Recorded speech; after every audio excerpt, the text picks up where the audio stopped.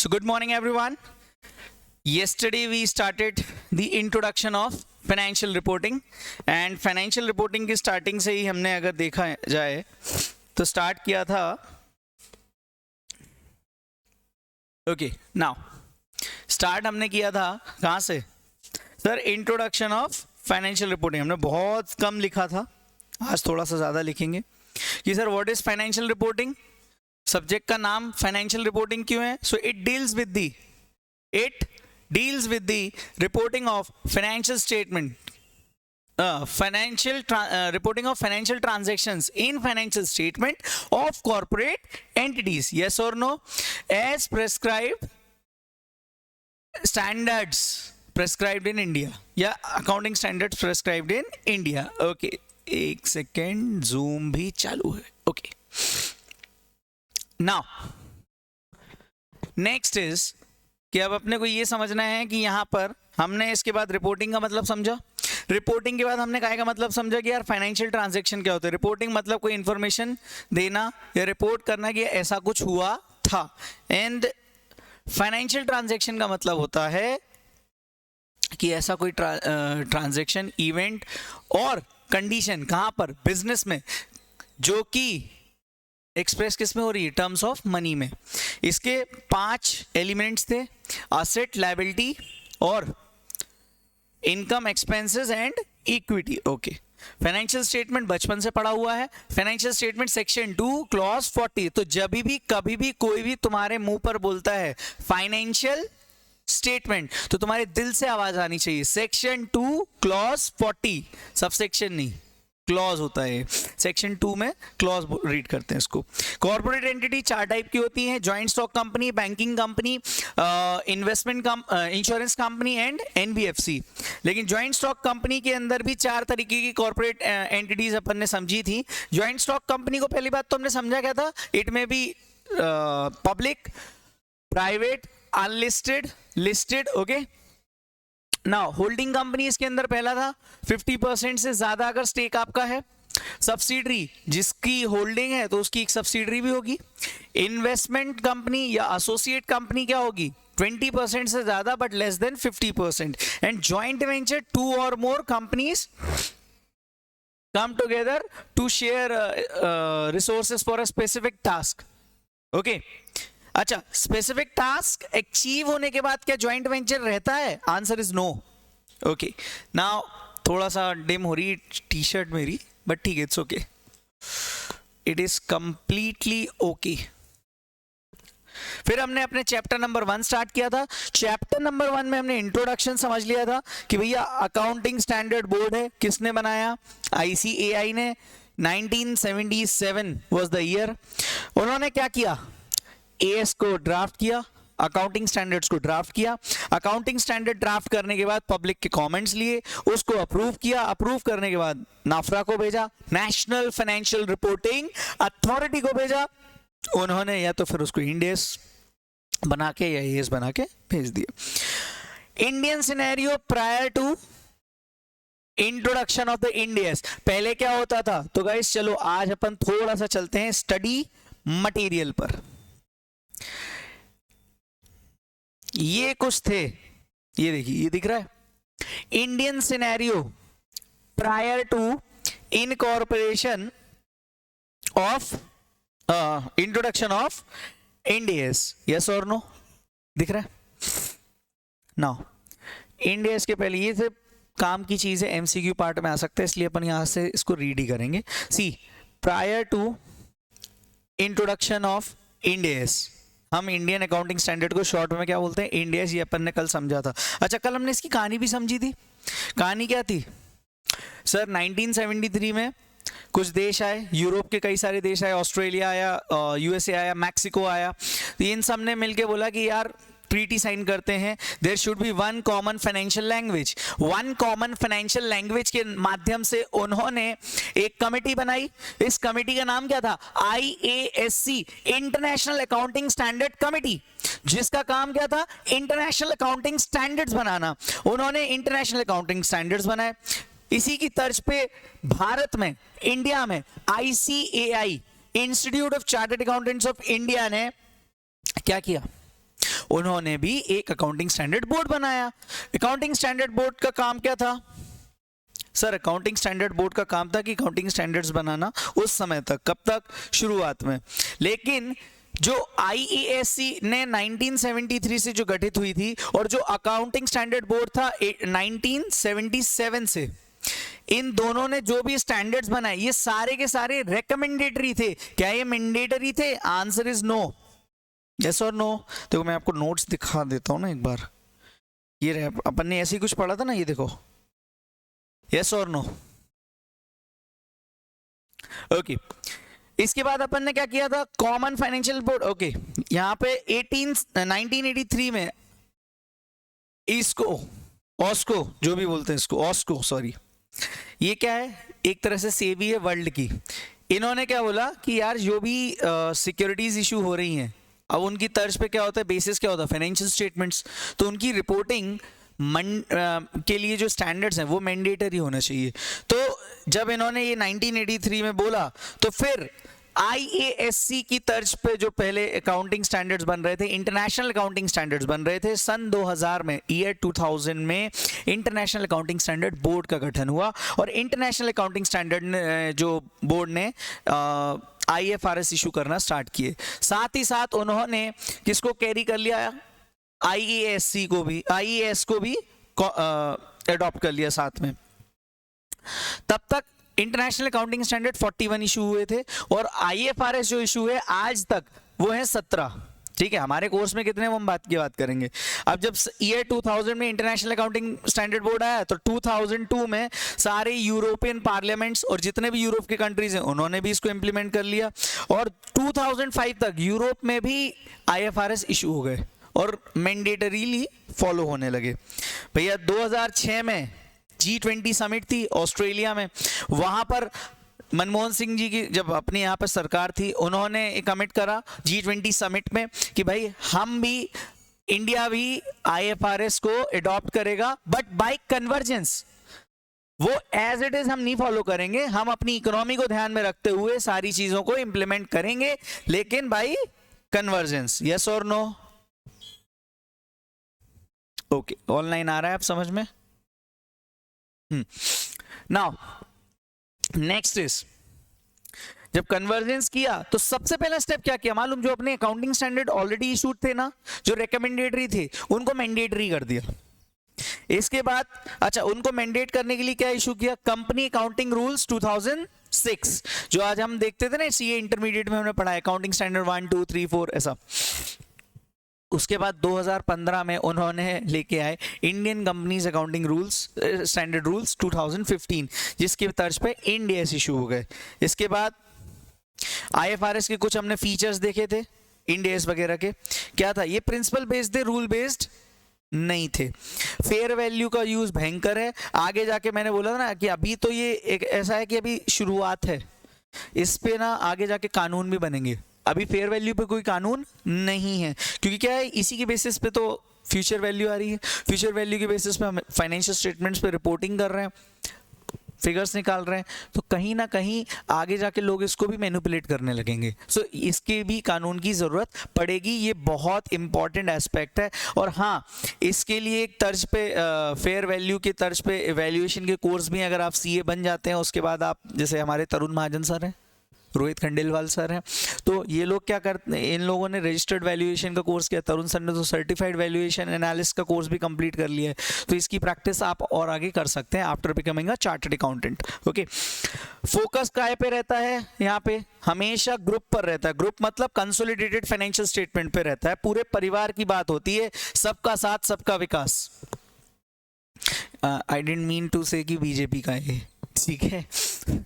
यहां पर सबसे ज्यादा फोकस किस पे रहता है सर? सब्सटेंस पर रहता है, फॉर्म पर नहीं रहता। ये हमने कल का रिवीजन यहां से स्टार्ट किया था। और क्यों यहां पे डिस्क्लोजर रिक्वायरमेंट क्यों बढ़ गई है सर? क्योंकि जब ये कंसोलिडेटेड फाइनेंशियल स्टेटमेंट्स पर फोकस कर रहे हैं तो डिस्क्लोजर्स की भी रिक्वायरमेंट बढ़ जाती है।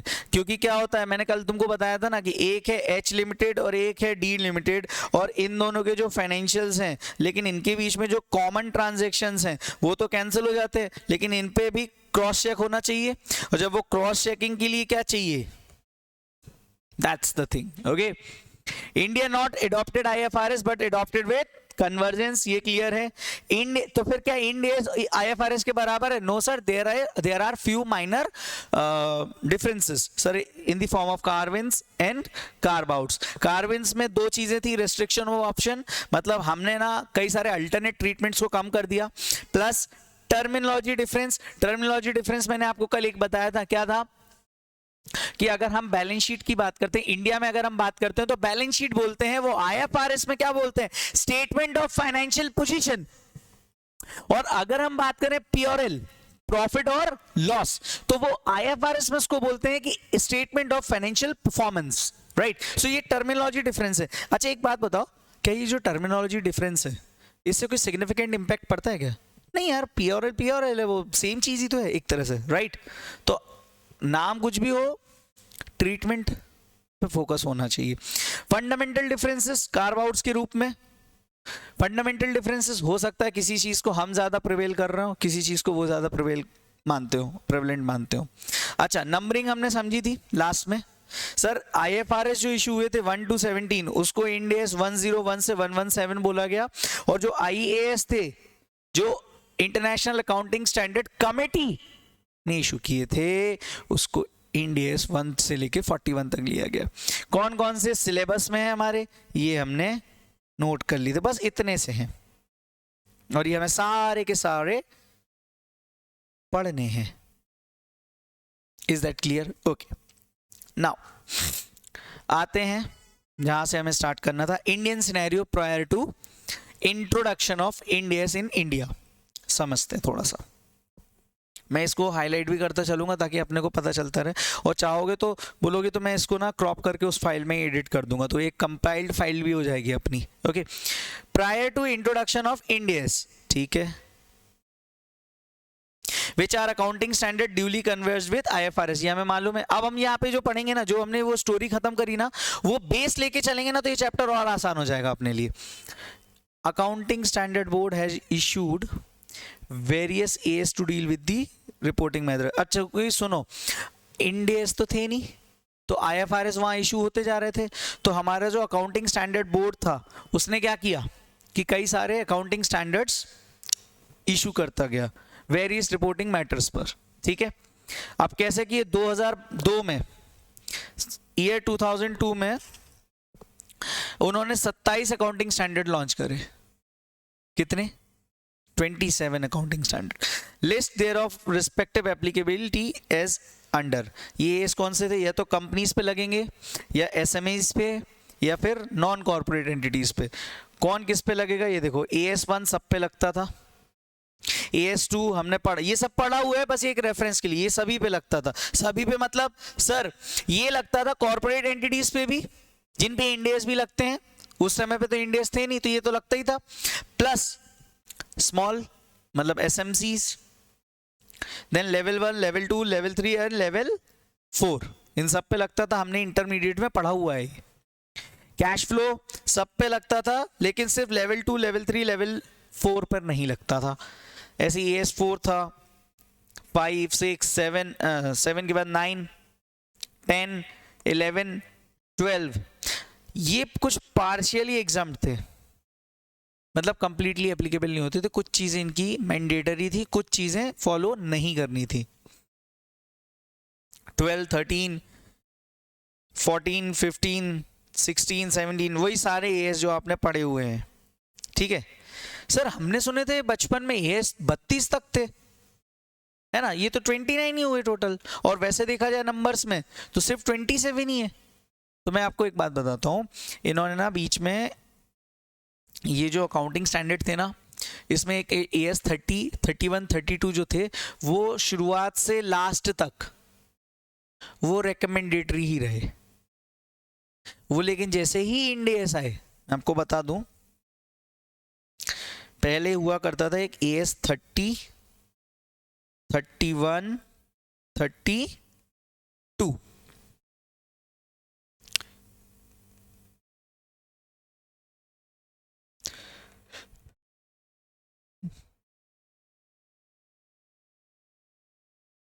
इसके बिहाफ पर आया इंडियस 32, 109 एंड 107। Got it? जैसे ही ये आए, ये इंप्लीमेंट करना बहुत ज़्यादा ज़रूरी भी इसलिए नहीं थे क्योंकि पहली बात तो रिकमेंडेटरी थे शुरुआत से। 2006 में उन्होंने सारे मैंडेटरी करे एक्सेप्ट दीज 3, तो लोग क्यों फॉलो करेंगे? इंडिया है जहाँ बोलो कि भाई हाँ कर सकते हो ऐसा, करेगा क्या आदमी? नहीं करेगा। ये मैंडेटरी थे शुरुआत से, तो फिर इन्होंने इसको फॉलो भी किया। दिख रहा है? हाँ, क्लियर है? तो ये किस काम का नहीं है ये नॉलेज, बस ये कि अपने को एक मालूम होना चाहिए, एक ओवरऑल आइडिया होना चाहिए कि यार बने थे, कुछ था, इसके पहले कुछ होता भी तो होगा एक टाइम पर। जैसे आपने बचपन में पढ़ा होगा AS 18 related party disclosure, yes और नो? आपने एक पढ़ा होगा 19 लीजेस, राइट? यहाँ पर 18 की जगह पर इंड AS 24 है रिलेटेड पार्टी डिस्क्लोजर आपका। देन लीज के लिए इंड AS 116 है, दैट इज लीजेस। तो बेसिकली आप ये समझो कि अकाउंटिंग स्टैंडर्ड पहली बात तो जो थे ना बहुत रेस्ट्रिक्टिव वे में थे। जैसे जैसे मैंडेटरी हुए लोगों ने इंप्लीमेंट करना स्टार्ट किया, लेकिन कुछ बहुत ज़्यादा वाइड स्कोप कवर नहीं कर पाते थे। तो हमें IFRS तो लॉन्च करना था, इसलिए सोचो 8 साल के अंदर अंदर उन्होंने तुरंत इंड AS लॉन्च कर दिए। नाउ ये एक लिमिटेशन वाली चीज़ है, मैं ये चाहूँगा कि ये आज का होमवर्क है। होमवर्क इसलिए क्योंकि ये आप इतनी अपन ने स्टोरी पढ़ी ना, इतना बिहाइंड द बैक आया, ये चीज अपने को सेल्फ से आएगी और एक बार इसको करके आओगे ना तो खुद से कॉन्फिडेंस आएगा। ओके? क्योंकि कुछ चीजें अपन ने अब इतनी जनरली बेसिक्स की इतने समझ लिए कि यार हाँ क्या है क्या नहीं। ये हमने कवर कर लिया स्टोरी के थ्रू कि 1973 में ISC फॉर्म हुआ वगैरह एग्रीमेंट के थ्रू। G20 नीड क्यों थी ये भी समझ लिया है हमने। बेनिफिट्स क्या है? बेनिफिट्स अपन ने कल वो फीचर्स पढ़े ना, उसके फॉर्म में देख लिए। कन्वर्जेंस वर्सेस एडॉप्शन क्या होता है ये भी समझ लिया। एज इट इज नहीं किया तो कन्वर्जेंस है। अगर हमने एज इट इज उठा लिया, जैसे पाकिस्तान ने एज इट इज उठाया, ठीक है भाई उनकी इकोनॉमी ज़्यादा बढ़ी है ऐसा मान लेते हैं हम, #sarcasm। तो एडॉप्शन मतलब as it is, convergence not as it is but we can say 90%। अगर हम टेक्निकली बात करें ना तो 95% of the IFRS in India is okay, same to same. Okay? Process of development and finalisation ये हमने बचपन में भी पढ़ा है, चलो एक बार वापस देख लेते हैं। AS में पढ़ा था ना कैसे प्रोसेस होता है, क्या होता है ये इससे समरी वे में अपन ये इसको उठा लेते हैं यहां से।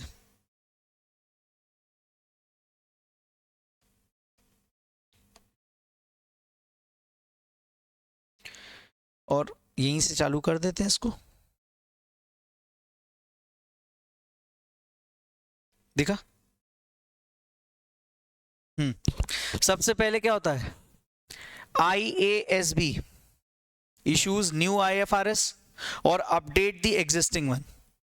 देन क्या हुआ? Deliberation and consideration of the draft Ind AS is in line with the IFRS by accounting standard board. तो सबसे पहला चेंज कौन करता है?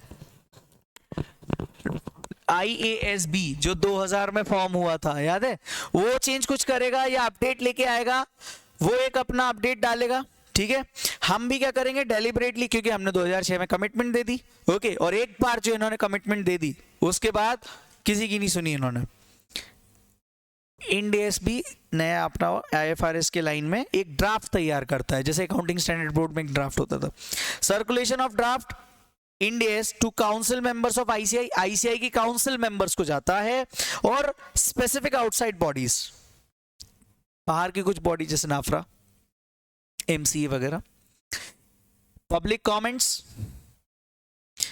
अच्छा उससे भी पहले meeting with the representative of the specified bodies. कौन सी बॉडी? सेबी से मिल लिया, नाफरा से मिले, MCA से मिले, RBI से मिले। तो ये जो कुछ स्पेसिफिक बॉडी हैं जो देश चला रहे हैं इन सब से मिले, उनके जो कमेंट्स आए उनको इनकॉर्पोरेट किया, इंक्लूड किया। उसके बाद पब्लिक कमेंट्स के लिए ड्राफ्ट इशू कर दिया। पहले वहां क्या होता था? बनाया, पब्लिक कमेंट्स, यहां पर बाकियों से भी कंसल्ट किया। यहां पर एक बात बोलूं, एक एएस था क्या है, फॉरेन एक्सचेंज, रतन टाटा जी का नाम सुना है ना? जब वो आया ना तो ऐसा कुछ स्टोरी ऐसी बताई जाती है, अब ये कितनी सच है कितनी नहीं, लेकिन ऐसा है, फैक्ट है। AS11 जब लॉन्च हुआ ना, तो लॉन्च करते टाइम ना ICI इतनी जल्दबाजी में था, और रतन टाटा जी के जो अकाउंटेंट्स और चार्टर्ड अकाउंटेंट्स जो भी थे, उन्होंने बोला यार इसको इम्प्लीमेंट करेंगे बहुत दिक्कत आएगी, फॉरेन एक्सचेंज वाला जो है। तो उन्होंने रिक्वेस्ट करा ICI प्रेसिडेंट को, उन्होंने कहा नहीं हम तो लेके आएंगे। तो प्रेसिडेंट साहब ने तो फुल फ्लेजेड वो लेके आ गए कि नहीं हम तो लेके आ रहे हैं इसको, और आपको फॉलो करना, मतलब सभी को फॉलो करना पड़ेगा, सभी को, क्योंकि बाकियों को दिक्कत नहीं आपको। Ratan Tata was a visionary man, उन्होंने ये जो एक नफरा से कंसल्टेशन वाली रूल है ना, वो उनकी वजह से आया है। उन्होंने MCA पे कंप्लेंट करी, MCA पे कंप्लेंट करी, शाम तक नोटिफिकेशन आ गई। The power of Ratan Tata, the Ratan Tata. उन्होंने ये बोला, जैसे ही कंप्लेंट करी, कंप्लेंट के बाद नोटिफिकेशन ये है कि अब से कोई भी अकाउंटिंग स्टैंडर्ड या इंड AS या स्टैंडर्ड्स ऑन ऑडिटिंग बनेगा इन कंसल्टेशन विद द नाफरा। और एक MCA जो मतलब MCA जो भी एक कमेटी बनाएगी, तो कमेटी का नाम क्या था? नाफरा। उससे पहले नाकास थी, तो उन सबसे कोई मतलब नहीं था। ICI जो इशू करे वो मानना पड़ेगा। तो अब नाफरा जब तक कंफर्म नहीं करता तब तक ICI कुछ भी बना के ले आए, कोई फर्क नहीं पड़ता। Is that clear to you? हाँ, तो अभी क्या है, ये बीच में ये क्यों चेंज किया कि बाकियों से कंसल्ट करो? ऐसा नहीं कि ICI ने कुछ भी बनाया चलो, ऐसा नहीं है। बाकियों से कंसल्ट करो, उनके रिकमेंडेशंस इनकॉर्पोरेट करो, इनकॉर्पोरेट करने के बाद उसको पब्लिक कमेंट पे जाओ। पब्लिक कमेंट के बाद क्या करना है, उन कमेंट्स जो कमेंट्स रिसीव हुए अपने को, उनको भी एक्सपोजर ड्राफ्ट में रखो, अगर अपने को सेटिस्फैक्टरी लगते हैं, नहीं लगे तो कोई बात ही नहीं है। फिर एक फाइनल ड्राफ्ट और नफरा की रिकमेंडेशन, तब जाकर एक इंड AS पैदा होता है। क्लियर है? तो दिस वाज द प्रोसेस। आओ वापस चलते हैं, और क्या रह गया? ट्रांजिशन। ट्रांजिशन का तो मैंने आपको बता ही दिया ना कि G20 समिट वगैरह हुआ, ये सब रूल्स आए, 39 इंड AS आए थे, ठीक है, रोड मैप फॉर वो सारी चीजों के लिए। जैसे IFRS 15 था, अच्छा हाँ, अपन ने एक चीज समझ ली ना, IFRS था तो 100 से चालू हुई नंबरिंग, तो IFRS 15 हमारे इंड AS में क्या होगा? वेरी गुड, 101 IFRS 1, यस और नो? ओके, मान लो मैं बोलूं कि IAS 2, हाँ, तो इंड AS 2, यस और नो? तो ये लॉजिक क्लियर बैठने लगा ना, ये समझ में आता है कि अपन को यार अगर IFRS है तो वो 100 की काउंटिंग के बाद चालू हो रहा है, और अगर इंटरनेशनल अकाउंटिंग स्टैंडर्ड है तो वो इंड AS 41 तक ही होगा, क्योंकि उसके बाद नहीं आया ना। Is that clear? अच्छा, एक एग्जाम्पल देख तो इसी नंबरिंग का, IFRS, क्योंकि एग्जाम में आ सकता है यार, देखो अभी MCQ है तो कुछ भी हो सकता है, राइट? तो example number 1, IFRS 15 revenue from contracts with customer, ये पता?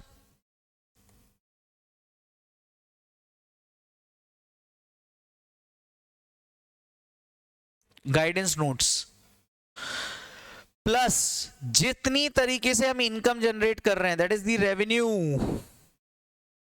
Complete, is effective for annual periods beginning on और आफ्टर 1 जनवरी। ये 2017 1 जनवरी से चालू हुआ। While in India 115 was applicable was from 1st April 2018, क्योंकि वहां पर जनवरी से दिसंबर भी चलता है, यहां अप्रैल से मार्च, hence it wasn't implemented in advance of IFRS 15. Another example is that IFRS 16 leases, अपने यहाँ पे क्या होगा, end AS 116 which was issued in 2016 made effective for annual reporting periods beginning on or after 1st 2019, while Ind AS कब से चालू हुआ? मतलब 1 साल अपन डिले करते गए, टेक्निकली देखा जाए। उन्होंने यहाँ इम्प्लीमेंट किया, हमने थोड़ा सा आगे, पहले हमें कट कॉपी पेस्ट भी तो करना है और उसमें भी हमें कुछ माइनर चेंजेस भी ढूंढने हैं। माइनर चेंजेस का मतलब सिग्निफिकेंट नहीं है, ठीक है। अब ये इंड एएस की लिस्ट है, नाम याद मत करना, तुमको कुछ भी समझ में नहीं आने वाला, लेकिन एक लिस्ट देख लो कि अपने सिलेबस में क्या क्या है। मैं जिस पे ग्रीन टिक करूं मतलब वो अपने को पढ़ने हैं। फर्स्ट टाइम एडॉप्शन, ये एक चैप्टर ही है। शेयर बेस्ड पेमेंट यूनिट है। बिजनेस कॉम्बिनेशन, ये सिलेबस में नहीं है। Insurance contracts, non current assets, ये भी सिलेबस में नहीं है। 106 107 है, जिस पे टिक करूं वो मान लेना ना यार, बाकी सब है ही नहीं। इसके बाद अपना क्या है, ऑपरेटिंग सेगमेंट, ये तो भयंकर, ये भाई चोट कर दी थी इसने पिछले 2 अटेम्प्ट में। ये बहुत इजी स्टैंडर्ड है और मई 23 में ये आया 16 मार्क्स का। पीवीएल आप आएगा ही नहीं आगे ना गया और पेपर बहुत इम्प्रेडिक्टेबल था। ABC का C आया था, ये मान के चलना। Financial instrument, consolidation, joint arrangements, disclosure, fair value, then 114 नहीं है। अगेन रेवेन्यू, लीज, और देखो 116 के बाद 1 2 7 8 10 12 16 19 20 21 23 24 27 28 32 33 34 36 37 38 40 41, मतलब बेसिकली एक इंडेस 29 हमें नहीं पढ़ना है, एक इंडेस अपने को यहाँ 114 नहीं पढ़ना है, एक अपने को ढूंढना पड़ रहा है, मतलब 106 नहीं पढ़ना है और 104 नहीं पढ़ना है। टेक्निकली 39 में से 35 हमें पढ़ने हैं बेसिकली। तो हमारे सिलेबस में कितने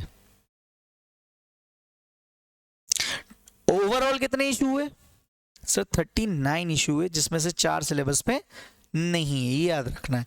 अब वो चैप्टर है तो वो मेरी जिम्मेदारी, तुम्हें नाम याद हो जाएंगे, दैट्स माय रिस्पॉन्सिबिलिटी। अभी एप्लीकेबल नहीं है। अब देखो हाइपर इन्फ्लेशनरी इकोनॉमी, इन्फ्लेशन, अब ये तो हाइपर, अब उस इकोनॉमी के लिए फाइनेंशियल रिपोर्टिंग, तो दादा पहले हाइपर तो छोड़ो, इन्फ्लेशन ही बढ़ने दो, इतना नहीं है ना, रेडी है लेकिन डेफरमेंट से रिलेटेड है। तो ये सारी चीजें उतनी काम की नहीं है, ये पहले भी नहीं थे अभी भी नहीं है, ऐसा नहीं कि पहले थे अब नहीं है, थे ही नहीं कभी, करेक्ट। इसके बाद अगली चीज थी, अच्छा हमने एक इंडेक्स देखें अगर चैप्टर 1 की, तो हमने क्या क्या पढ़ लिया ये भी समझ लेते हैं। ये हो गया,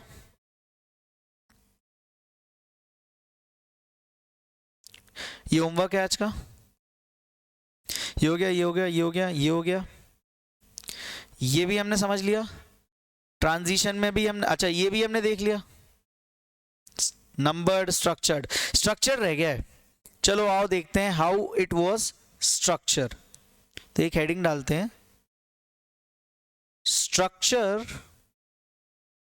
of Indians. Is that clear? Structure of Indians में क्या होता है मालूम? इंडियस में क्या क्या बना है, जैसे आपने अकाउंटिंग स्टैंडर्ड्स पढ़े होंगे,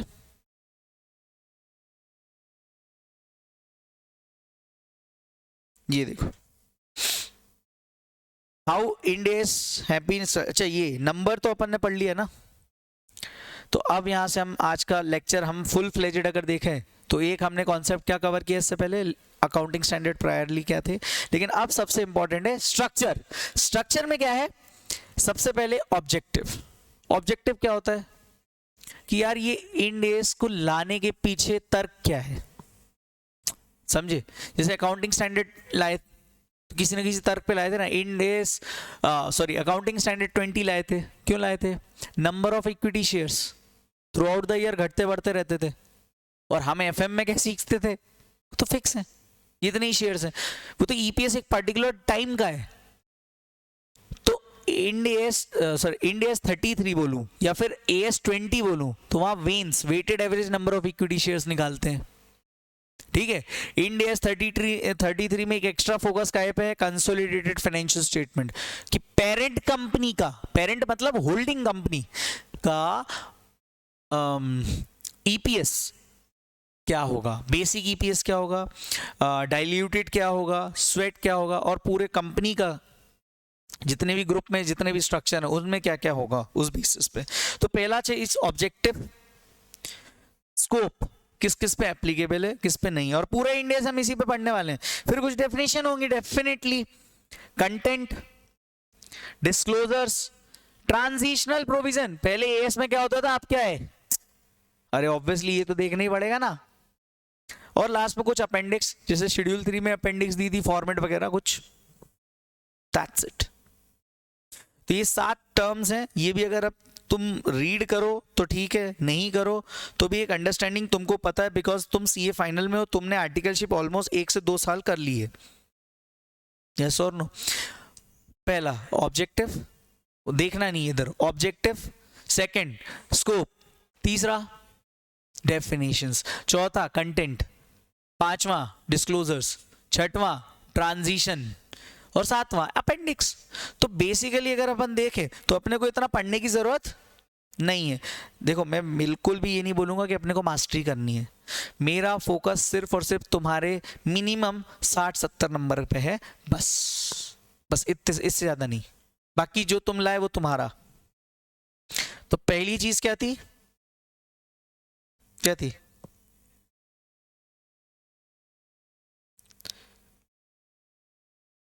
scope, then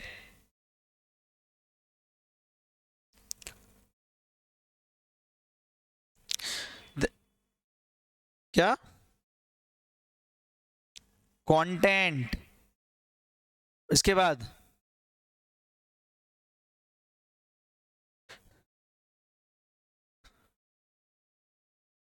transitional provisions, last but not the least क्या था, लास्ट था दादा appendix. Some people are sleeping in the class, they are like in the night, sir morning में क्लास है कि नहीं, एंड आई एम लाइक बेटा सोने दे, ओके। सो ये क्लियर है अभी, इतना इतना क्लियर है कि नहीं।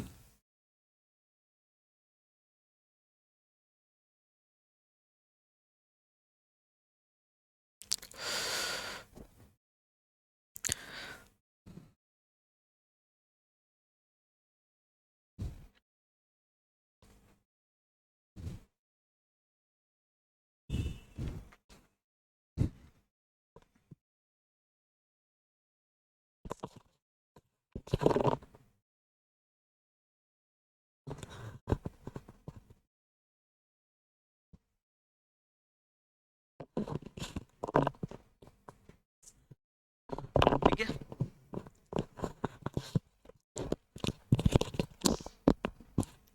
यहां तक कोई समस्या। अब हमने ऑलमोस्ट अगर देखा जाए तो 50-60% चैप्टर खत्म कर लिया है। Okay, now the most important thing is to study the next thing, and that is the road map. ये अब समझना है कि कैसे एप्लीकेबल हुए। ओके, तो एक हेडिंग डालना, एप्लीकेबिलिटी ऑफ इंडेस। अभी हमने इंट्रोडक्शन समझ लिया, तो हमने देखो 3 हेडिंग्स खत्म करी, basics of financial reporting, then introduction to Indian accounting standards chapter 1, और चैप्टर 1 के अंदर सेकेंड चीज हम डाल रहे हैं रोड मैप।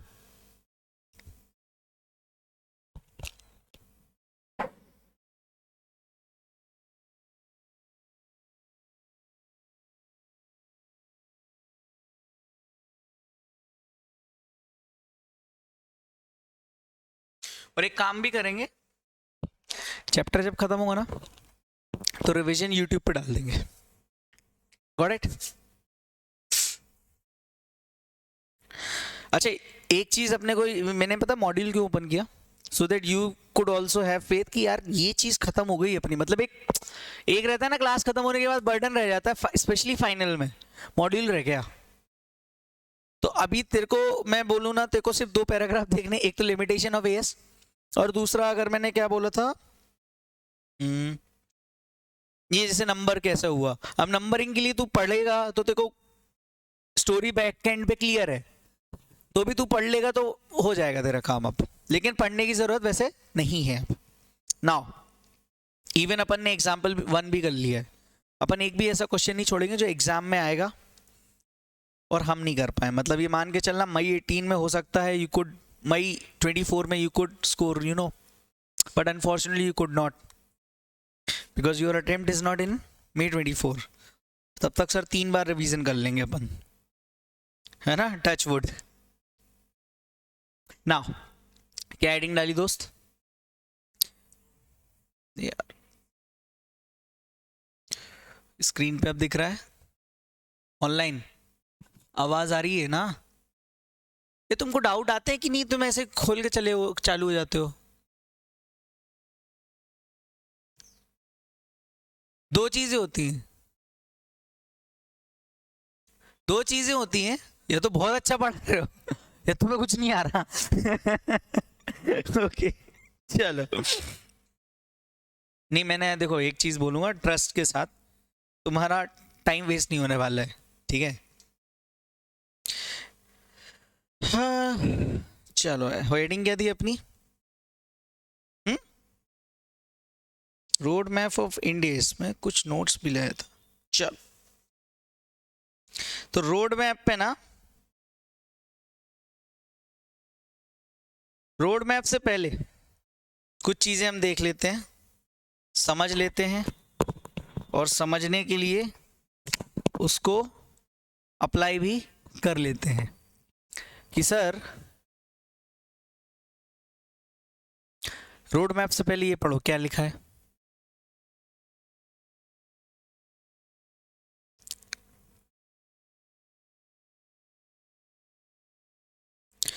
बेसिकली ये जो डिवीजन 2 है, मैं आपको बताऊं 3 डिविजन्स हैं। डिविजन्स मालूम कितनी है? 3 है। Division 1, division 2, division 3। ये हमने इंटर तक में पढ़ लिया, अकाउंटिंग स्टैंडर्ड से जिससे फाइनेंशियल स्टेटमेंट्स बनते थे। शेड्यूल 3 डिवीजन 1 बोलते हैं उसको, पार्ट 1 भी नहीं बोलेंगे उसको। This is we are going to study in final. तो कोई बोला 3rd कब पढ़ेंगे? नहीं है सिलेबस में, सिलेबस में नहीं है। ये इंड एस पे एप्लीकेबल है, इंड एस बेस्ड है। दिस इज फॉर एनबीएफसी है, हाँ। Is that clear? ये मैंने एक एक्सप्लेनेशन डाला ताकि तुमको समझ में आए। अभी देखो, applicability of financial statements as पर इंड एस, सेक्शन नंबर 129। कौन से एक्ट का? कंपनीज एक्ट का। कंपनीज एक्ट का 129 जो था वो फाइनेंशियल स्टेटमेंट्स के बारे में बात करता था। वहीं से उठाया गया कि भैया देखो शेड्यूल 3 जो है ना, उसमें 1, 2, 3 applies to all companies in following accounting standards, applies to all companies following Ind AS, applies to NBFC only. तो इसके नीचे अगर मैं लिख दूं, अरे और जितनी जल्दी हो सके पास हो जाए, इनका कोई भरोसा।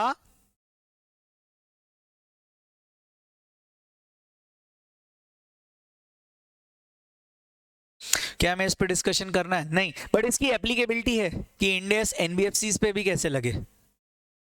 ओके, अब एप्लीकेबिलिटी डिस्कस कर रहे हैं इंडेस की, तो उन्होंने सब डाल दिया। ये हमने ऑलरेडी पढ़ लिया। ये है हमारा फाइनल का शेर। इंडेस किस पे एप्लीकेबल नहीं होंगे सर? एक तो बैंकिंग कंपनी, एक इंश्योरेंस कंपनी, या फिर जिसको सेंट्रल गवर्नमेंट बोल दे उस पे। एक तो बैंकिंग, हमने कितनी टाइप की कंपनीज पढ़ी थी? Joint stock company, banking, insurance, NBFC. NBFC पे लगेगा, कंपनीज पे भी लगेगा, सीधी सीधी बैंकिंग कंपनी पे नहीं लगेगा, इंश्योरेंस पे भी नहीं लगेगा। और अगर कोई ऐसी कंपनी है जिसको सेंट्रल गवर्नमेंट ने बोल दिया कि भैया तुम्हें शेड्यूल 3 की रिक्वायरमेंट फुलफिल नहीं करनी, उस पे कैसे लग जाएगा? क्योंकि शेड्यूल 3 की रिक्वायरमेंट के लिए तो आपको कंपनीज एक्ट भी लगना चाहिए ना। एक तरह से उसने कंपनीज एक्ट से एग्जम्प्ट करके रखा उसको। और एनबीएफसी, हाँ लेकिन इंडेस तो वहां भी है ना, है ना। अब एक और चीज, एक पे लगाना तो पूरे परिवार पे लगेगा। याद करो फीचर, ग्रुप पे फोकस है। तो companies having subsidiary, joint venture, associate to prepare present consolidated financial statement as well as schedule 3। कहने का तात्पर्य है किसी को भी लगा अगर ये होल्डिंग है तो उसकी अगर कोई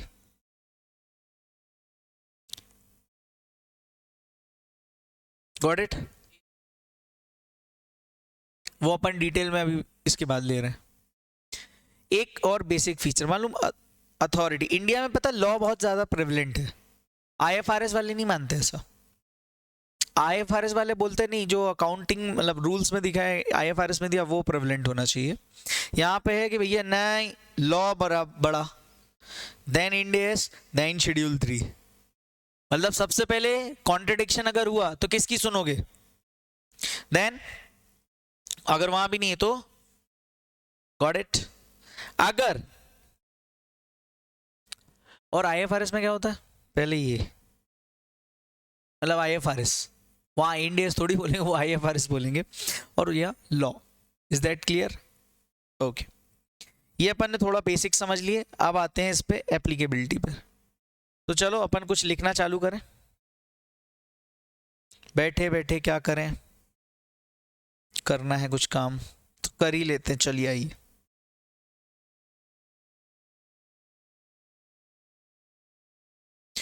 हेडिंग क्या थी हमारी?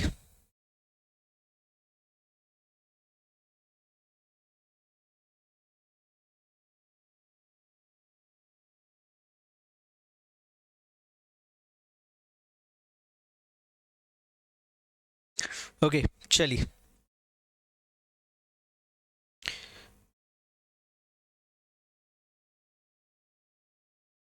किस पे लग रहा है?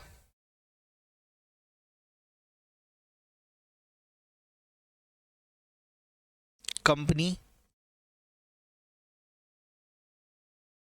सर इधर वो क्या होगी, लिस्टेड और इन,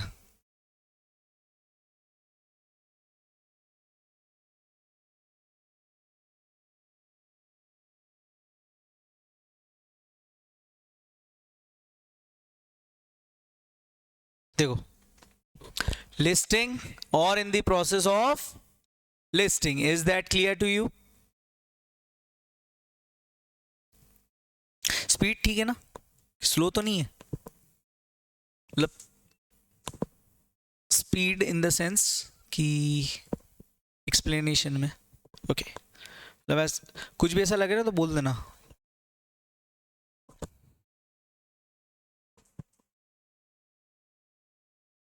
लिख गया?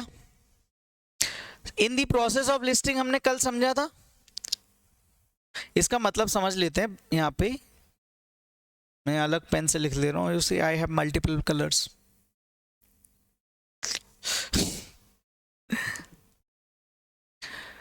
Request for listing is pending but not rejected। Clear है भाइयों? नहीं, बहन कोई क्लास में है ही नहीं अभी, मतलब लाइव और उस पे। ये पहली चीज क्लियर है। ये क्या है देखो, वो जो हेडिंग है कौन सी वाली? जो वो चार्ट था ना, उसका एक समराइज्ड वे तुम मेरे को लिखा दे रहा हूं, तो तुमको वो चार्ट देखने की जरूरत ही नहीं, तुम तो डायरेक्ट ये देख लो, खत्म। क्या लेके आए थे, क्या लेके जाओगे, जो लिख के जाओगे वो याद रहेगा, सिंपल। अच्छा एक चीज और समझना, लिस्टेड है, इसका मतलब लिस्टेड शेयर्स होंगे, राइट? ये इन दी प्रोसेस ऑफ लिस्टिंग, यही तो गलती कर दी। तुमको मालूम होना चाहिए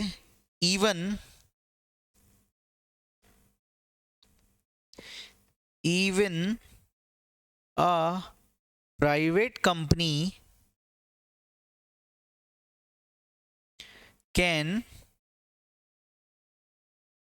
list debt / equity। हाँ, कर सकते हैं वो। इक्विटी तो नहीं कर रही, लेकिन इक्विटी के फॉर्म में डेट तो हो जाएगा, या सब्सटेंस ओवर लीगल फॉर्म है वो। हमें यहां पर इंडिया में आपका चेहरा कुछ भी हो, आपका नेचर क्या है उस पे फोकस है, सब्सटेंस पर फोकस है। सब्सटेंस मतलब वो है जरूर डिवेंचर, बट हो सकता है वो कन्वर्टेबल ऑप्शन के साथ हो और आगे जाकर वो शेयर कैपिटल बन जाए, तो कहीं ना कहीं ये जो डिवेंचर है आगे जाके इक्विटी का काम करेगा। हाँ सर बात तो सही है सर, ये कब होता है? अपन अभी ना एक इंड AS 32 और 109 पढ़ेंगे, फाइनेंशियल इंस्ट्रूमेंट। अगर तुमको उसका मैं बताऊंगा आगे जाके, नहीं अभी सारी चीजें बता दूं तो पिक्चर थोड़ा सा ऐसा लगेगा कि तुमको डिस्टॉर्टेड हो जाएगा। अपन का टॉपिक अभी लिस्टिंग समझना, तो ये समझ लो कि कोई भी कंपनी लिस्टेड है इन दी प्रोसेस ऑफ लिस्टिंग, कहां पर?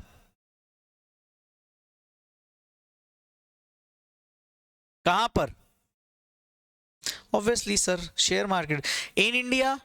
और यस, एक सेकेंड ना, इसको मैं थोड़ा सा तुम्हारे लिए क्लियर कर दूं।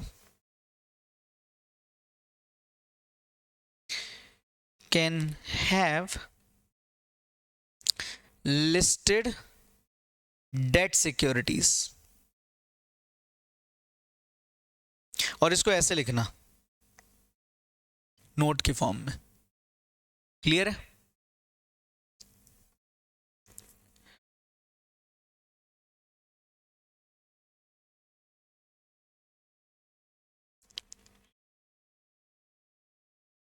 इन इंडिया और आउटसाइड, ये O/S लिखा है ना जो, आउटसाइड इंडिया, क्लियर है? बेसिकली एप्लीकेबल किस पर नहीं है, समझो, एप्लीकेबल किस पे नहीं है? पहला पॉइंट क्लियर है ना? दूसरा, it is not applicable to whom? Sir banking company, second insurance company, third CG में exempt any company, CG में exempt any company। सर ये क्या कर रहे हो, इतनी जगह क्यों बचा रहे हो? हमारे पेजेस कम लगे, पेड़ बचाओ पेड़ बढ़ाओ, जूम करके इसको देख सकते हैं अपन, ठीक है? ये ठीक है ना, इतना लिख गया? Okay. For following schedule 3 requirements, yes और नो? चलो नेक्स्ट इज, ये तो हमें समझ में आ गया सर। आपने बोला कि इंड AS की एप्लीकेबिलिटी समझनी है। अब इंड AS की जो एप्लीकेबिलिटी है वो कैसे समझ में आएगा? वो कैसे समझ में आएगा कि सर रोड मैप, ऐसी कोई भी कंपनी जो लिस्टेड है या फिर in the process of listing है, in the process of listing का मतलब वो recognize stock exchange whether in India और आउटसाइड इंडिया। मतलब अगर मैं बोलूं न्यूयॉर्क स्टॉक एक्सचेंज में वो लिस्टेड होने वाली है या हो चुकी है तो भी माना जाएगा। अच्छा, प्राइवेट कंपनी भी लिस्टेड मानी जा सकती है कि अगर उसकी डेट सिक्योरिटीज लिस्टेड है। ओके, लगेगा, यस। उस पे भी आते हैं, अभी उस पे भी आएंगे। ओके, इतना क्लियर है? इन पे तो लगना ही है, इसके अलावा सब पे लग रहा है वो। नेटवर्थ वाला पॉइंट अब आएगा। दूसरा, not applicable to banking, insurance और सीजी किसी को अगर एग्जम्प्ट कर दे। थर्ड पॉइंट, थर्ड पॉइंट क्या बोलता है? थर्ड पॉइंट अपन ने यहां पे पहले समझ लेते हैं चार्ट पे, फिर अपन यहां पे आते हैं। इन्होंने इस चार्ट में जो दिया है ना, ये बहुत ध्यान से समझने वाली चीज है।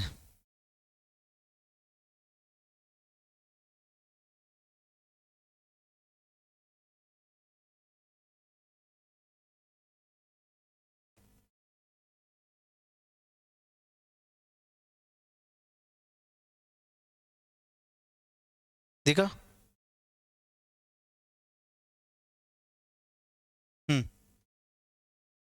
क्या लिखा है sir? Applicability of end S in India. सबसे पहली चीज फेज 1, मैं इसको फेज 1 बोलते हैं, 1/4/2016 से जिनकी नेटवर्थ 500 करोड़ या उससे ज्यादा है। अब मुझे एक बात बताओ, यहां उन्होंने कहीं पे कुछ भी लिखा है क्या कि लिस्टेड कंपनी ही हो या अनलिस्टेड कंपनी ही हो? नो, उन्होंने बोला ऐसी कंपनी, कैसी? जिसकी 500 करोड़ से ज्यादा या 500 करोड़ भी है। देखो ध्यान से, मोर देन इक्वल टू लिखा है, यस और नो?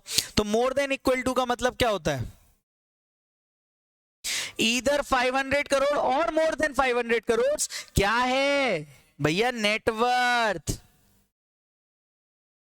नेटवर्थ यहां पे उन्होंने बोला section 2 clause 57 of the companies act 2013, जो डेफिनेशन नेटवर्थ कंपनीज एक्ट में दी गई है फॉर नेटवर्थ, वही डेफिनेशन यहां पर एप्लीकेबल होगी। क्यों?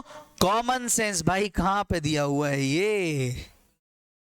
कंपनी के रूल्स में दिया हुआ है, तो ऑब्वियसली कहां से उठाएंगे? कंपनीज एक्ट से उठाएंगे। तो चलो ठीक है, लेकिन मालूम ये इससे भी पहले और आपके मॉड्यूल में भी दिया। मैं ऐसे कुछ, आपको ऐसा लगता है ना बीच में क्या है यार हिस्ट्री बताने लग जाता, समझो बहुत कुछ देखना बाकी है तुम्हारे जीवन में अभी। हाँ, एक आया था वॉलेंट्री फेज। सर ये वॉलेंट्री फेज क्या था? समझो, वॉलेंट्री फेज में ऐसा बोला गया था कि देखो गवर्नमेंट भी लाइक हम ला रहे हैं, हम आ रहे हैं, हमने ये लॉन्च कर लिया, हमने ये बना लिया, यही फॉलो करना है, जिसको करना है कर लो। दे आर लाइक ओके, करना है कर लो। मतलब रेकमेंडेटरी है, मैंडेटरी नहीं है। उन्होंने बोला आप वॉलेंटरीली इंड एस एप्लीकेबल कर लो, लेकिन एक पार्ट जो एप्लीकेबल हो गए फिर नेटवर्क डाउन भी हो जाए, आई डोंट केयर, फिर आपको इंड एस हर बार कंप्लाई करना पड़ेगा। और अभी कंपैरेटिव्स की बात नहीं करी मैंने। हाँ, तुमको क्या लग रहा है सिर्फ उसी साथ कंपैरिजन? अब कैसे? देखो उन्होंने बोला इसमें एक जो अपना जो कंपनीज एक्ट था ना, company rules, Indian accounting standard rules 2015, ठीक है? कंपनी में कौन से? इंडियन अकाउंटिंग स्टैंडर्ड रूल्स 2015 जो था ना, उसमें एक रूल था, रूल 4 था नहीं है, ओके था नहीं है, अभी जिंदा है, ये भी लाइक अभी हम जिंदा है। उन्होंने पहले बोला वॉलेंटरी, और ये वॉलेंटरीली कब दिया? पढ़ लो, क्योंकि देखो काम अभी ये प्रैक्टिकली नहीं है, प्रैक्टिकली देखा जाए तो खत्म हो गया वो चीज, लेकिन मॉड्यूल में दिया है, एमसीक्यू में आ सकता है, तो हमें पढ़ना पड़ेगा। ऑप्शन नहीं है और बहुत इजी है। सी, कंपनी क्या कर सकती, वॉलेंटरीली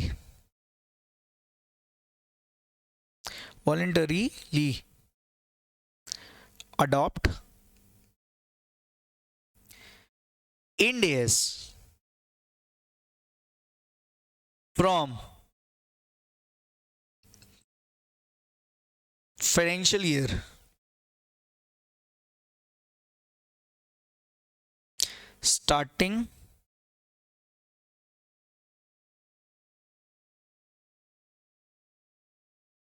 from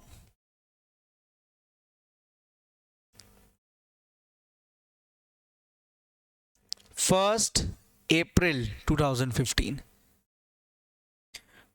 और लेटर। उन्होंने क्या बोला, भैया एक काम करो, सुनो ना, Ind AS बना लिए, आप में से जो चाहता है अप्लाई कर लो।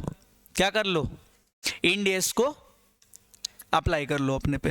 लेकिन एक बार Ind AS अगर अप्लाई हो गया, Ind AS अप्लाई हो गया तो फिर आप पीछे नहीं हट सकते। ओके ठीक है, हमने कहा ठीक है, ओके इंडिया है, अप्लाई करोगे क्या? ईमानदार मैं बोलूं भाई, चाहो तो आगे बैठ जाओ ना, क्यों मैं आके पीछे बैठा हूं, मैं इस पे ही कंफर्ट हूं। ऊपर से सर्दी है, सुबह 7:30 बजे अपन आ जाते हैं, 7:45 तक आ जाते हैं, और ठंड लग रही है, इंदौर में भयंकर ठंड हो रही है, मौसम बहुत अच्छा हो रही है, और अपन आके अगर कहीं बैठ गए और अगला बोल रहा है कि भैया खिसक जाओ, ओ सरक, and I will be like मैं क्यों सरकूं, है कि नहीं? लेकिन अगर कोई टीचर आके बोले भाई सरकना, यू विल बी लाइक हाँ सर बैठो ना होता है ना। तो किसने बोला, MCA ने ऐसा करवा दिया, बोले ठीक है नहीं करना कोई बात नहीं, वॉलेंटरीली नहीं मान रहे कोई बात नहीं, आ जाओ मैंडेटरी बात करते हैं।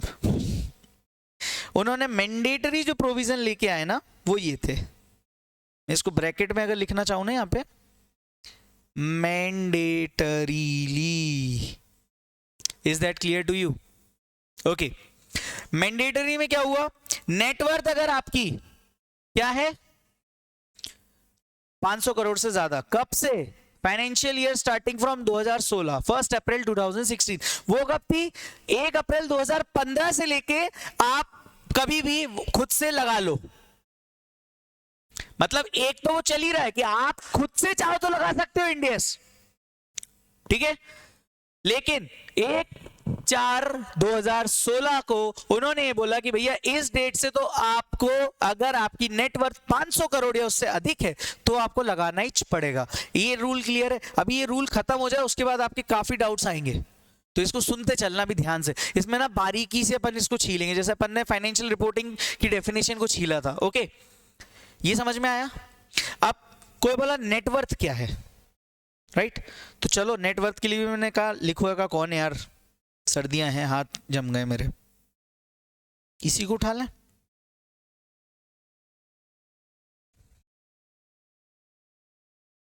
और इसको किधर रख दें, जहां अपन ने नेटवर्थ की डेफिनेशन के लिए जगह छोड़ी है, ठीक है?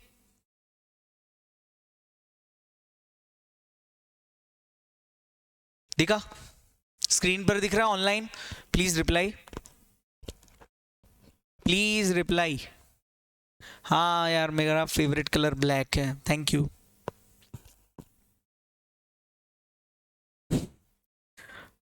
पेड अप शेयर कैपिटल, उन्होंने बोला देखो नेटवर्थ कैसे निकलती है। हाँ, नेटवर्थ पे एग्जांपल्स बहुत हैं और इस पे क्वेश्चन आ सकता है। पहले आने की संभावना क्यों नहीं थी मालूम आपको?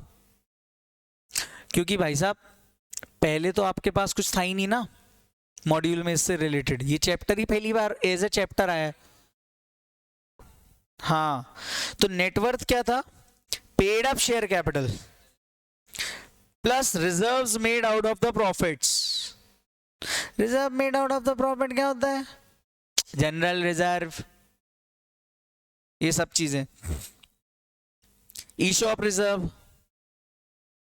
सर ईशॉप रिजर्व, अरे शेयर बेस्ड पेमेंट पढ़ते थे ना अपन बचपन, मतलब एम्प्लॉय स्टॉक ऑप्शन स्कीम पढ़ते थे ना, जो अब सिलेबस से हट गया इंटरमीडिएट से, फाइनल में आ गया क्या? नहीं आया, कंप्लीटली डिलीट हो गया। उन्होंने बोला आप इतने मैच्योर हो, डायरेक्ट Ind AS 102 पढ़ो, शेयर बेस्ड पेमेंट, उसमें सब है, ठीक है। Reserve made out of the profits, security premium, P&L, credit balance. Obviously debit हुआ तो सर लेस होगा, वो फिर लेस होगा, less accumulated losses, miscellaneous expenses if any. Sir क्या क्या नहीं आएगा सर, एक तो रिवैल्यूएशन रिजर्व नहीं आएगा और एक अमालगमेशन कैपिटल रिजर्व नहीं आएगा, ये नोट कर ले।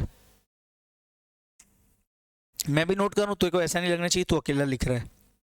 ऑनलाइन में तो मुझे नहीं पता कौन लिख रहा है कौन नहीं लिख रहा है, लाइक हाँ ठीक है पीडीएफ तो आ ही जाएगी। हाँ लिख।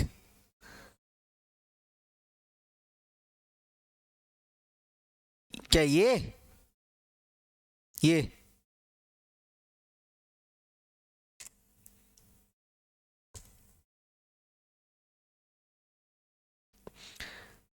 साथ साथ में लिख लिया करे यार, समझ में आया कि नहीं? हाँ फिर ठीक है तो लिख ले। ओके आप भी लिख लो बेटा।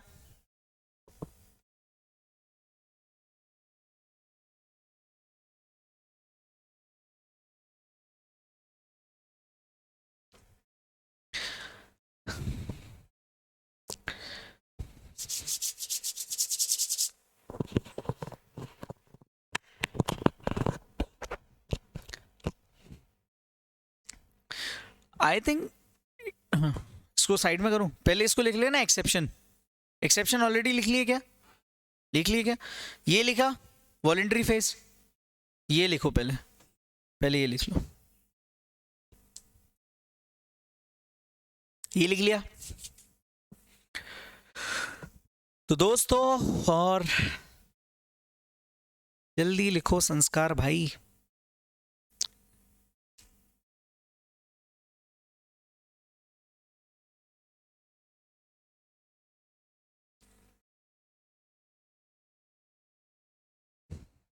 डन। देन अपन नेटवर्थ की डेफिनेशन लिख लो as per section 2 clause 57। Companies act के साथ ना ऐसा कर सकते हैं अपन, मालूम क्या? कंपनीज एक्ट के साथ ना अपन ऐसा भी कर सकते हैं कि जब भी यू नो व्हाट, कभी भी कोई भी ऐसी चीज सामने आए ना जो मान लो यार अपने उस पे दिखे, किस पे किसी वर्ड को दिखा कि जैसे फाइनेंशियल स्टेटमेंट, तो अपने को तुरंत खट से उसका सेक्शन नंबर ध्यान में आना चाहिए। This should be our learning. Net worth section 2 clause 57, financial statement section 2 clause 40, foreign company section 2 clause 42, तो कंपनी की डेफिनेशन सेक्शन 2 क्लॉज 20, और उसमें भी कंपनी की डेफिनेशन के अंदर एक लास्ट में वर्ड आता है any other previous law, section 2 clause 67।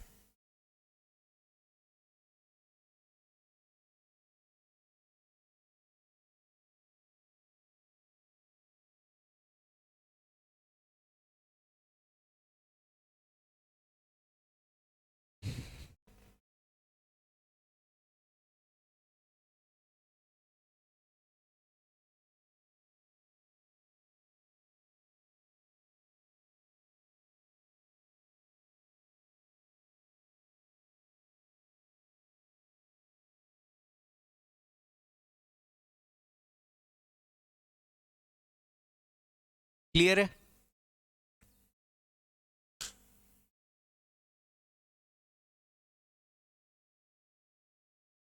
Done. चलो ध्यान से चीज देख लेना, ये अंडरलाइन कर देना, ये जो चीज है ना इसमें गलती बहुत होती है इसमें। अच्छा ये अमालगमेशन कैपिटल रिजर्व क्या है? अमालगमेशन में याद हो अगर आपको, जो डिफरेंस बचता था in the books of new company, right? देखो एक तो अपन बनाते थे बुक क्लोजर लेजर अकाउंट्स, एक अपन न्यू कंपनी जो अपनी अमालगमेटिंग मतलब अमालगमेशन के बाद बनी नई कंपनी, तो वो जो कंपनी की बुक्स में जब अपन एंट्री करते थे तो जो डिफरेंस आता था कहां पे, क्रेडिट साइड, तो उसका डिफरेंस आता था ना इधर, देखो ऐसा कुछ आता था बिजनेस परचेज, और ऐसा कुछ to liabilities, sundry liabilities, to equity shares वगैरह जो भी अलॉट किए, टू जो डिफरेंस आया कैपिटल रिजर्व, बैलेंसिंग फिगर आती थी हमेशा, यस और नो। और मान लो अगर इधर आता था तो क्या आता था, हाँ, और ये बिजनेस परचेज नहीं था, ये हमेशा नेट असेट्स आता था, है ना, क्लियर है।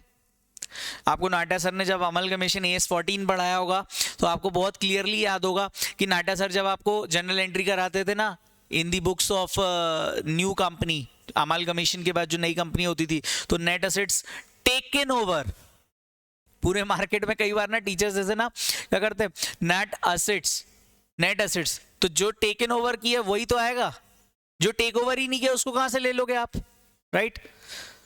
और sundry liabilities at payable value. Then आपका इक्विटी शेयर जो आपने इक्विटी शेयर के फॉर्म में दिया, या कुछ सिक्योरिटी प्रीमियम भी हो सकता है। लेकिन जो बैलेंस जाता था, इसको अगर अपन अलग कलर से ले लें,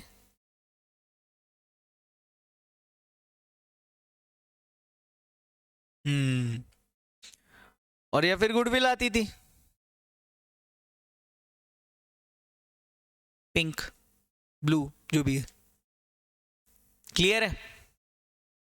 तो इस ये जो कैपिटल रिजर्व है ना, इसकी बात हो रही है, अमलगमेशन, लॉजिक क्लियर है। Revaluation reserve is clear. Issue of reserve मालूम है, वहां पे भी बैलेंसिंग फिगर आता था यार। गवर्नमेंट ग्रांट्स में जो कैपिटल ग्रांट होती थी AS12। अच्छा, पेड अप शेयर कैपिटल तो प्रेफरेंस भी हो सकती है, इक्विटी भी हो सकती है सर, यहां सब्सटेंस की बात होगी हमेशा, गॉट इट। दोनों कुछ भी हो सकता है, पेड अप शेयर कैपिटल और equity share capital. Is that clear to you? Now next is, इससे रिलेटेड कुछ एग्जांपल करें या अपन पहले इसकी ट्रांजिशन समझ लें? समझ लेते हैं, ओके चलो। अब पहले क्या दिया, वॉलेंट्री, लगाया तो ठीक, नहीं लगाया तो कोई बात नहीं। दूसरा, 1/4/2016 से उन्होंने क्या बोला, भैया सुनो ऐसा है कि फाइनेंशियल ईयर स्टार्टिंग ऑन और after 1 April 2016 companies networth more than 500 crore और equal to, as on when, ये कब होनी चाहिए, ये भी तो पता होना चाहिए। एज ऑन, अरे नेटवर्थ 500 करोड़ कब होनी चाहिए, as on last date of proceeding financial year.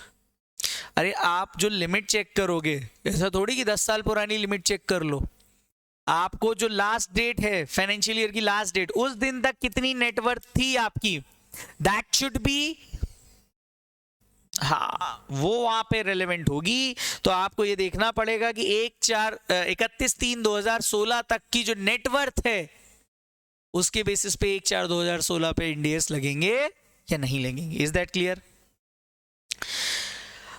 यहां तक तो कोई भी दिक्कत नहीं थी, लेकिन जब आया फेज नंबर 2, उसने क्या बोला,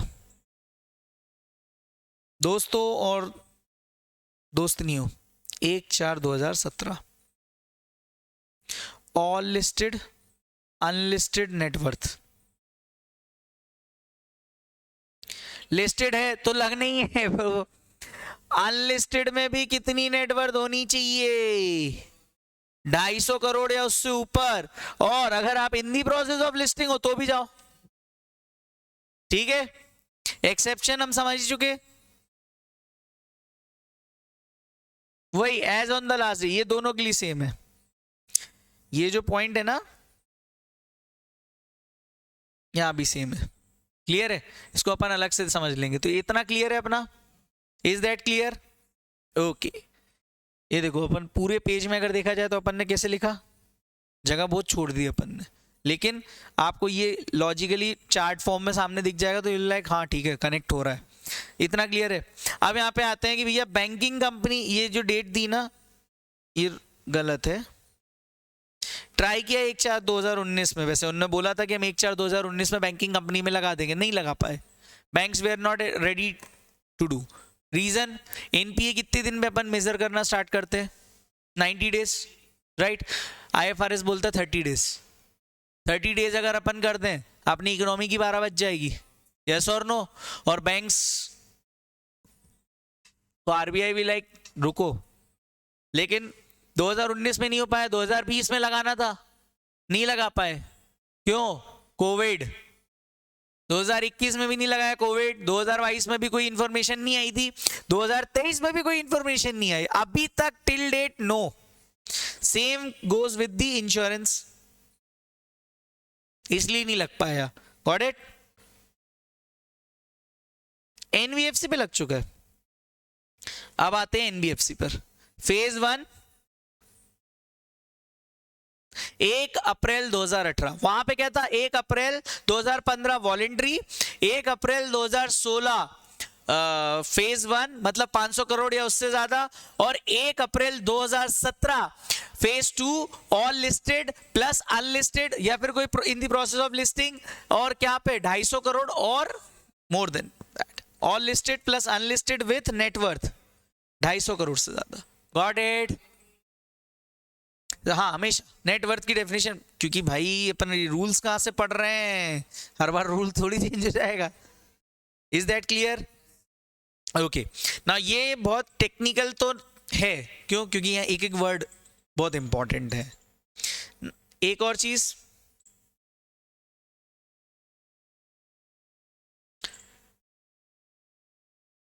ये पॉइंट लिख लेना साथ में।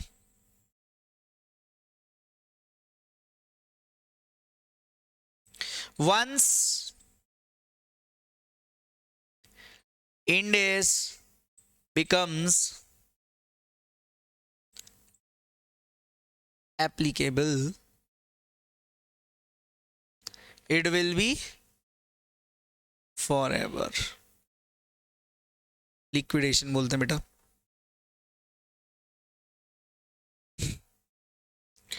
सेकंड, एक और चीज, होल्डिंग, ये भी इंपॉर्टेंट है, लिख लो।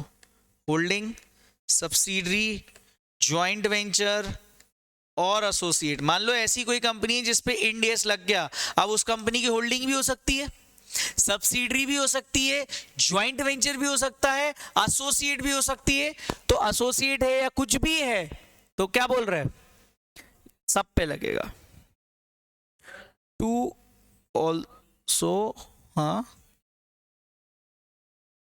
वो उस पे भी, उसी पे आ रहा हूं मैं, इस रूल पे आ रहा हूं। ये लिख लिया? कहाँ लिखा तूने?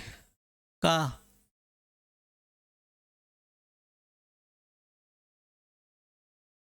कोई मतलब नहीं है डिस्कशन का, लिख लिया? ठीक है। अब इससे रिलेटेड कुछ केसेस हैं, इंपॉर्टेंट केसेस, ठीक है, समझना। एक केस नंबर 1, ओवरसीज सब्सिडरी है ऑफ इंडियन पेरेंट, मतलब इंडियन होल्डिंग कंपनी है और सब्सिडरी क्या है? बाहर की है। तो मुझे एक बात बताओ, यहां जो होल्डिंग है वो कौन है? वो तो इंडियन है, तो उस पर इंड एस लग ही रहा है, लेकिन जो उसकी सब्सिडरी है, सब्सिडरी कहाँ है? उस पे इंड एस लगेगा क्या? नहीं लगेगा। हम उसको बोल ही नहीं सकते सर। अगर आपका आंसर है इंड एस लगेगा तो नहीं लगेगा, क्योंकि इंड एस तो इंडिया में एप्लीकेबल है। तो सर बाहर है, आईएफआरएस लगना चाहिए, आईएफआरएस भी नहीं लग सकता। मान लो वो उन कंट्री की लिस्ट में ही नहीं है जो आईएफआरएस वाले उस पे है, तो फिर क्या है लगेगा? भाई उनके यहाँ पे जो भी गैप चल रहा होगा, generally accepted accounting principle, yes और नो। बट अब समझो यहां कहानी में ट्विस्ट, तो लिखो पहले नॉट एप्लीकेबल, क्या? End S. एप्लीकेबल ही नहीं है। अब इंड एस एप्लीकेबल नहीं है, लेकिन भाई कंसोलिडेशन भी तो होगा, और कंसोलिडेशन होगा तो इसको अपना डेटा देना पड़ेगा। तो डेटा अगर ये दिया तो डेटा कौन सा वाला देगा? तो डेटा ये वाला वो होगा जो इंड एस के अकॉर्डिंग होना चाहिए। आपको जो कंसोलिडेशन पर्पस के लिए जो डेटा देना है उसको देना पड़ेगा। तो इसको आप अलग से लिख लो, बट इट विल प्रोवाइड। यही डाउट आ रहा था ना इस टाइप से ही। एक और डाउट अभी तुम्हारे माइंड में आएगा या आना चाहिए। End S for consolidated financial statements। Clear है? सेकेंड पॉइंट पे आए अपन। चलो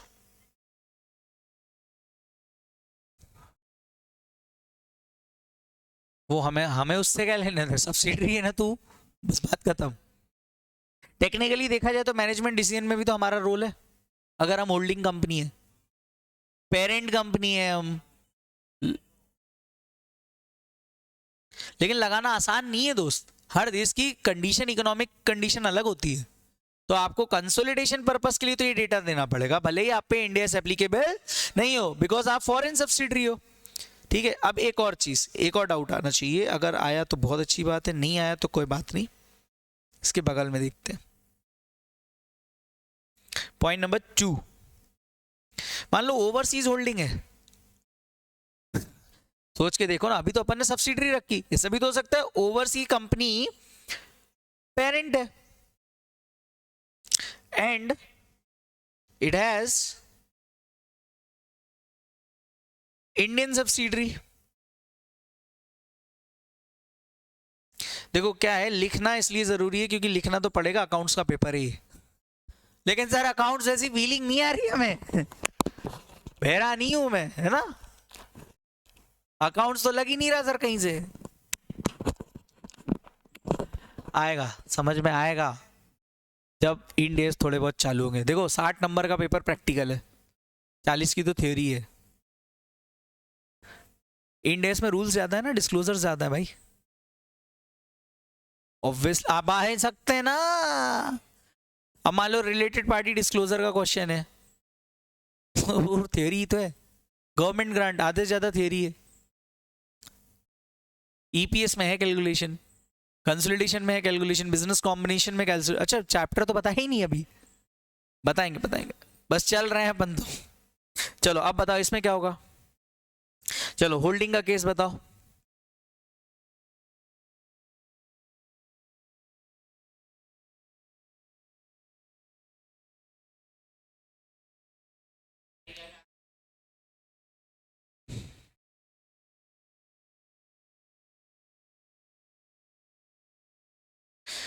सिंपल सी बात मैं आपको बोलूं, यहां पे इंड एस तो नहीं लगेगा होल्डिंग पे, कभी नहीं लगेगा। आईएफआरएस लग भी सकता है, नहीं भी लग सकता है, लेकिन जो इंडियन सब्सिडरी है इस पर इंड एस लगेगा अगर उसकी लिमिट वो सब। हाँ बात ही खत्म हो गई, simple.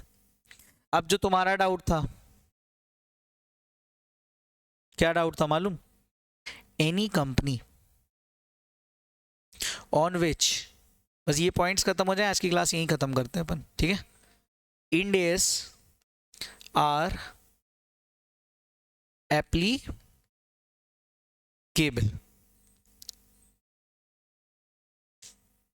On which end S R applicable, लिख गया, ठीक है। Has family member, family member मतलब ग्रुप में, which is what?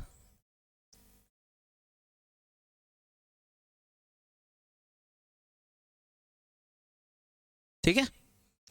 अच्छा एक मिनट, इसको ना थोड़ा सा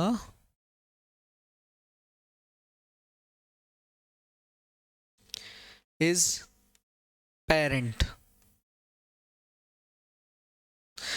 ऐसी कोई कंपनी जिसपे इंड एस लगता है और वो पेरेंट है ग्रुप में, मतलब होल्डिंग कंपनी है, और उसका कोई फैमिली मेंबर है जो बैंक या इंश्योरेंस कंपनी है। ओके, तो अब यहां पर क्या होगा बताओ, क्या हो सकता है? कंपनी तो उस पे इंड एस लगी रहा है, ऐसा आपने केस में लिखा ही है, तो कोई दिक्कत। लेकिन इसकी कोई मान लेते हैं सब्सिडरी है, और वो क्या है, या तो बैंक। बट सर आपने बैंक बोला, बैंक और इंश्योरेंस पे तो लगता ही नहीं है, तो अब क्या करेंगे? एक इंड एस तो नहीं लगेगा इस पे, कैसे लग सकता है भाई? यस सर, इन पे लगता क्या होगा? अच्छा मुझे बताओ, इंड एस नहीं लगता, इस पे लगता क्या होगा? ठीक है, they will provide data as per Ind AS to parent for consolidation purpose. समझ जाना, वो कंसोलिडेशन पूरा नहीं लिखा मैंने वहां पे।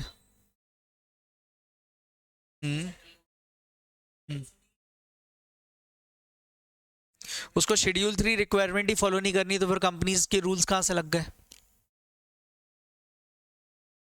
हाँ, बस उसको डेटा अलग से देना पड़ेगा, समझे?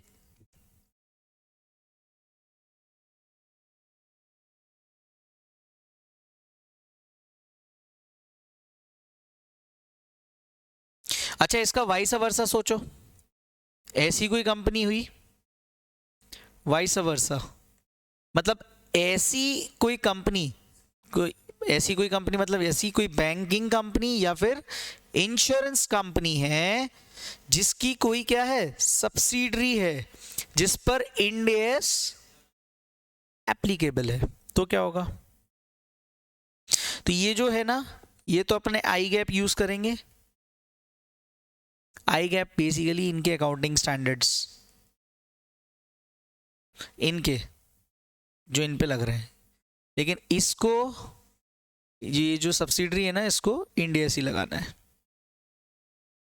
कहां से देगा? बिल्कुल भी नहीं दे सकता। कंसोलिडेशन ये थोड़ी करेगा, ये करेगा ना होल्डिंग।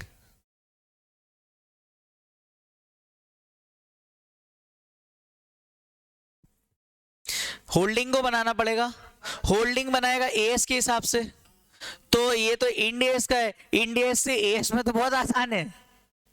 ये जो रायता ढोलता है ना, ये इस वजह से असीम सर नहीं बोलते थे क्या है ये रायता, अरे इसके तो विशेषज्ञ भी अपन है, ऐसा कुछ याद है? वही चीज।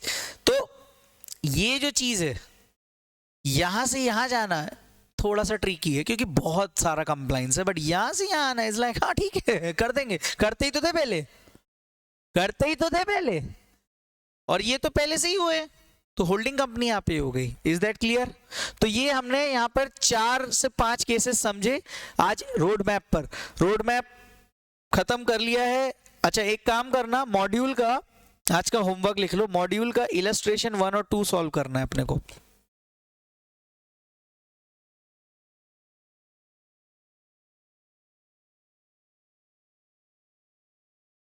समझा दे रहा हूं मैं। एक कंपनी है जिसकी ऑडिटेड बैलेंस शीट है, ए कंपनी है, उसकी ऑडिटेड बैलेंस शीट 31 मार्च 2014 की है। कंपनीज ए की equity shares listed on Bombay stock recognise Bombay stock exchange 2010 में से ही रजिस्टर्ड है। अब मुझे एक बात बता, ये जो बॉम्बे स्टॉक एक्सचेंज में रजिस्टर्ड, मतलब कंपनी क्या होगी, लिस्टेड, लिस्टेड हो गई, इसका मतलब अपने को क्या निकालना पड़ेगा, नेटवर्थ निकालना पड़ेगी। अब ये हम कहां खड़े हैं, ओके, तो इक्विटी शेयर आ जाएगा, सिक्योरिटी प्रीमियम, जनरल रिजर्व, हाँ आएगा, reserve out of the profits, अरे अब तो प्रीवियस डेट की देखनी पड़ेगी ना, 160 200 प्लस 150, रिवैल्यूएशन आएगा क्या, P&L लेस होगा कि प्लस होगा? हाँ प्लस होगा, वेरी गुड। लाइबिलिटीज नहीं आएंगी सर, मिसलेनियस एक्सपेंसेस माइनस होंगे बस। तो कितना हो रहा है? 160 प्लस 200 360, 460 प्लस 5 510, 510 प्लस 75 585 लेस 80 505। तो इसका आंसर होना चाहिए अपना नेटवर्थ में crore. As per the roadmap, which phase company A will fall into? Phase 1.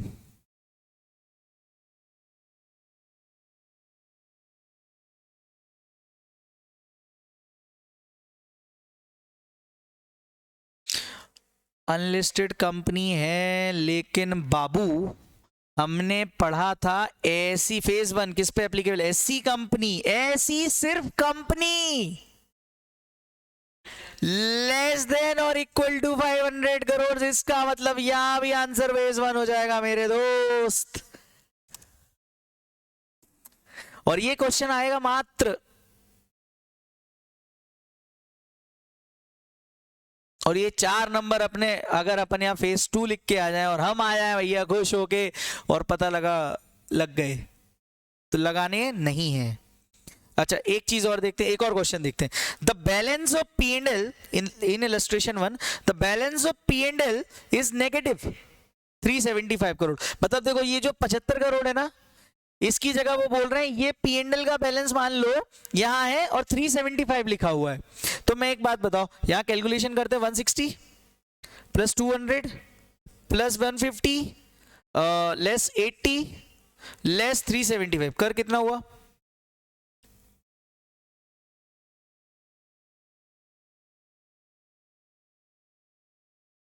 रहने भाई मैं ही कर ले रहा हूँ काम, ऐसा करो कि सामने वाले ही बोले रहने भाई मैं खुद कर ले रहा हूँ। लोग कैलसी भी नहीं लाए हैं।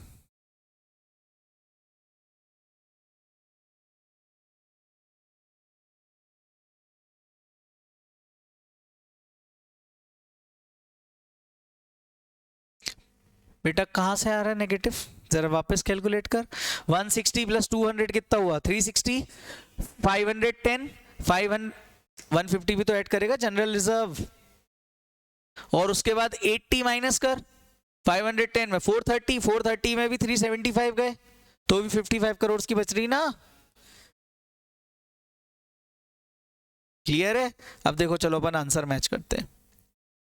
कहाँ गया?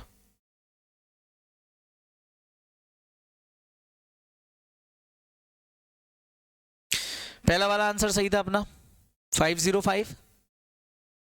रिवैल्यूएशन, हाँ ये नोट जरूर लिख देना, नेटवर्थ की डेफिनेशन में नहीं आता है कैलकुलेशन में। Company is a unlisted company, it does not meet the net worth of इतना कवर्ड अंडर फेज 1।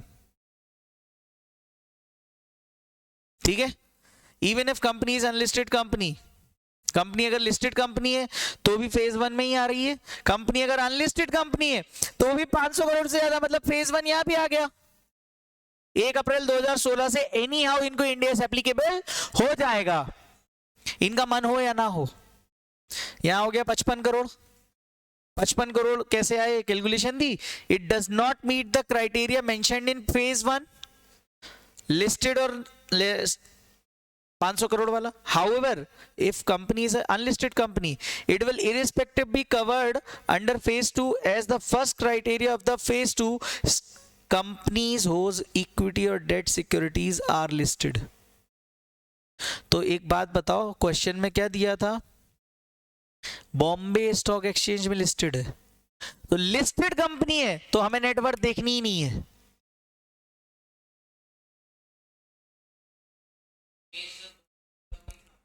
– 2017, तो वही तो बोल रहा है वो। ये देखो, if company Ind AS will be applicable to company A for accounting period 1, अगर वो लिस्टेड कंपनी है तो फेज 2 के हिसाब से, क्योंकि उसकी लिस्टेड कंपनी है, हो ही जाएगा 2017 से। लेकिन अगर अनलिस्टेड कंपनी है तो फिर नहीं होगा। ठीक है? क्लियर है? ये होमवर्क करके आना, कल मैं चेक करूंगा। और मैं बहुत गुस्से वाला इंसान हूं। ओके, आई होप आज का इतना लेक्चर समझ में आया। So thank you guys, that's it, see you tomorrow. अच्छा, एक चीज मैं आप लोगों को बोलना चाहूंगा कि ये जो रिकवरी है ये आपको टेलीग्राम चैनल पर आ जाएगी। ओके, नोट्स भी मैं एक बार स्क्रम्बल करके PDF अपलोड कर दूंगा। Thank you, all the best, good day.